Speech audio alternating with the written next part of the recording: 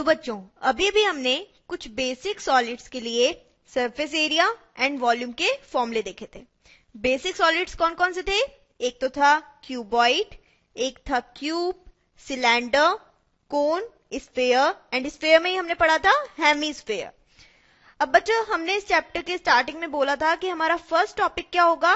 Surface area and volume of combination of basic solids. Combination of basic solids मतलब किन्हीं भी दो या दो से ज्यादा बेसिक सॉलिड का कॉम्बिनेशन हो सकता है और उसके लिए हमें surface area and volume find करना है।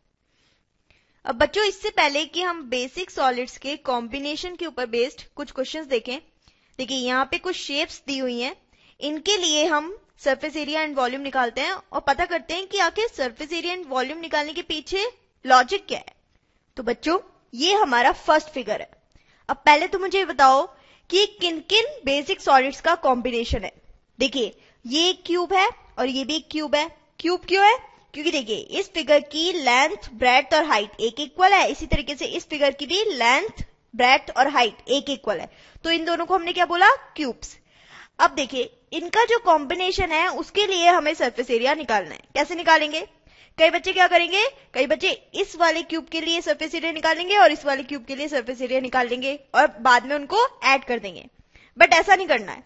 हमें क्या करना है? देखिए अब भी ये कैसा लग रहा है, कंबाइन होने के बाद ये कैसा लग रहा है? ये एक क्यूबॉइड की फॉर्म में लग रहा है, क्यूबॉइड की फॉर्म में, जिसकी लेंथ तो है एक इक्वल, ब्रेड्थ भी है एक इक्वल और हाइट किसकी इक्वल है? हाइट है 2 एक इक्वल। तो बच्चों इस क्यूबॉइड के लिए जो सरफेस एरिया होगा वो ही इस कॉम्बिनेशन का सरफेस एरिया होगा। अब देखिए क्यूबॉइड के लिए टोटल सरफेस एरिया होता है, टोटल सरफेस एरिया क्या होता है? 2 multiply length into breadth plus breadth into height plus length into height. यहां पे हम लेंथ, ब्रेड्थ और हाइट की वैल्यू रखेंगे और हमें जो आंसर मिलेगा वो होगा tan a स्क्वायर।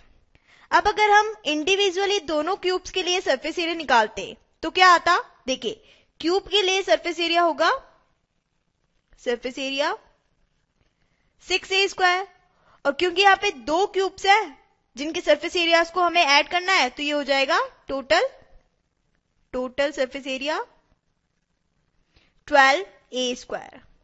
तो बच्चों आप देख सकते हो कि इन दोनों ही आंसर्स में डिफरेंस है।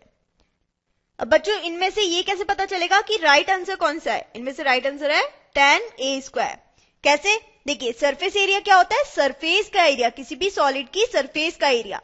और बच्चों अगर हम इन दोनों के लिए अलग अलग सरफेस एरिया निकालेंगे तो क्यूब के लिए जो सरफेस एरिया होगा वो क्या होगा? क्यूब की 6 फेसेस के एरियाज का सम, इसी तरीके से इस क्यूब की 6 फेसेस के एरियाज का सम। बट एक्चुअली में तो ये जो 6 फेस है ये इस क्यूब की टॉप वाली फेस है और इसी तरीके से इस क्यूब की बॉटम वाली फेस है, ये एक्चुअल में तो कोई फेस है ही नहीं, राइट भाई। अगर